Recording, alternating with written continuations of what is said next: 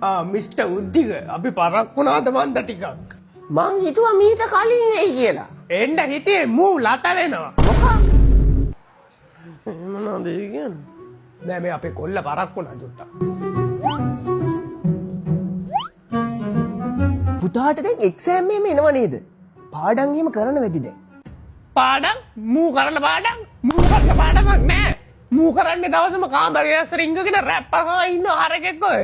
නිකන් දවස් වලට යාළුවොත් එක්ක ක්‍රිකට් ගහලා රෝන්දි ගහලා ඉන්නවා. දැන් උඹට ඒකට අපේ කොල්ලා ගේමයි දවසම කරන්නේ පාඩම් කරන එක. කෙල්ලෝ යාළුවෝ නම් ටිකක් ආශ්‍රය කරනවා. කොල්ලෝ යාළුවෝ නම් ආශ්‍රයක් නෑ වැඩිය. ඉන්නේ අර කසුන් කොල්ලා තමා. ඔය දැනුත් කසුන් කොල්ලා ගෙදර ගිහින් එන ගමන් කියලා මට කෝල් එකක් දුන්නා. අංකල් ටොයිලට් එක කොහෙද තියෙන්නේ? ඉතින් අපට හැරෙන්න.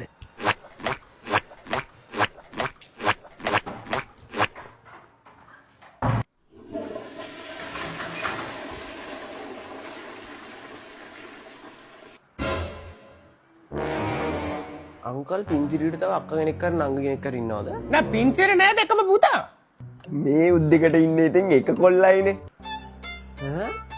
එතකොට මේ කාමරේ ගෝනික්කොත් ඉන්නවා. ඒක මෙය අපේ කොල්ලගේ කාමරේනේ. අපේ කොල්ලා එහෙම නෑ.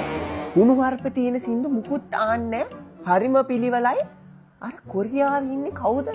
කොල්ලෝ කට්ටිය. අන්න ඒ කොල්ලොන්ගේ සින්දු වහන්නේ දවසම. දැන් නම් කසුන් පුතාලා ගෙදර ඉඳන් එන්න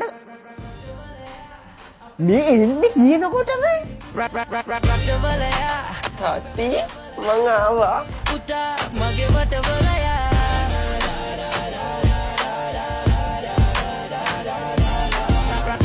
දැන් පුතා ඕ ඉවරලා රට යවනවා කියලා කිව්ව නේද?